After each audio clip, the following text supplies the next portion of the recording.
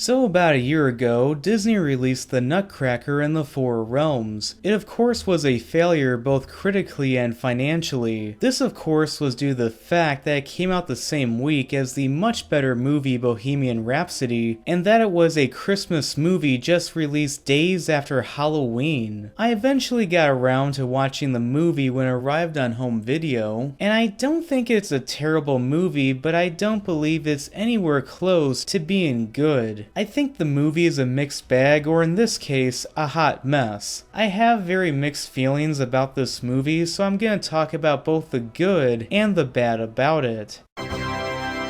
First is the look of the movie. It's a very beautiful looking movie where they definitely pay close attention to detail. This movie being shot mainly on sound stages with an emphasis on costume and set reminded me of Bram Stoker's Dracula, but comparing that movie to that masterpiece is sort of an insult to Bram Stoker's Dracula. I also like the quick nod to Fantasia where the conductor is clearly paying homage to the movie that featured Tchaikovsky's music. The final one would be Mackenzie Foy. I could tell that she was at least trying her best for what she was given, and her acting was pretty good. Mostly. But that is the fourth realm, which is currently at war with the other three realms. War!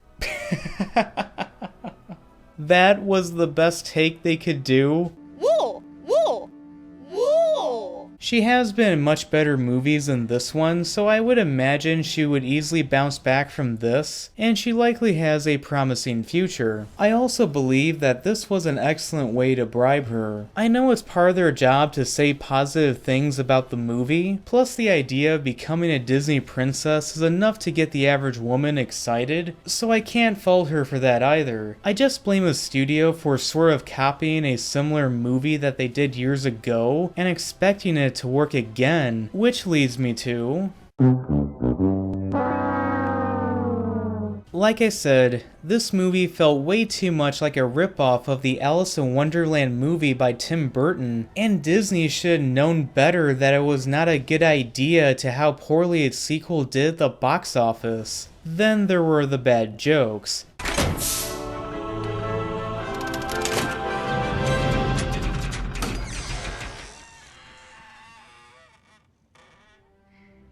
Have you had any contact with mice or mouse-like entities recently?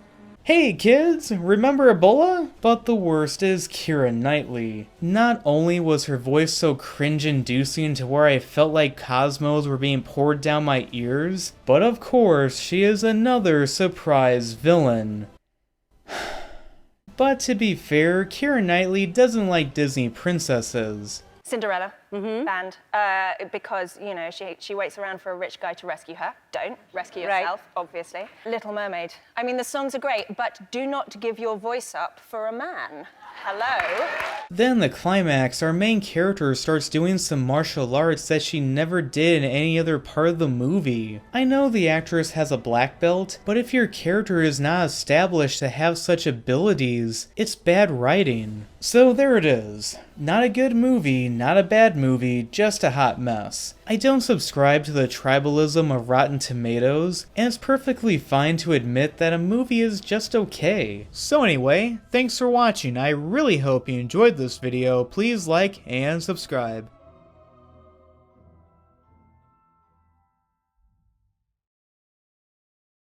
And it's still not the worst Nutcracker movie ever made.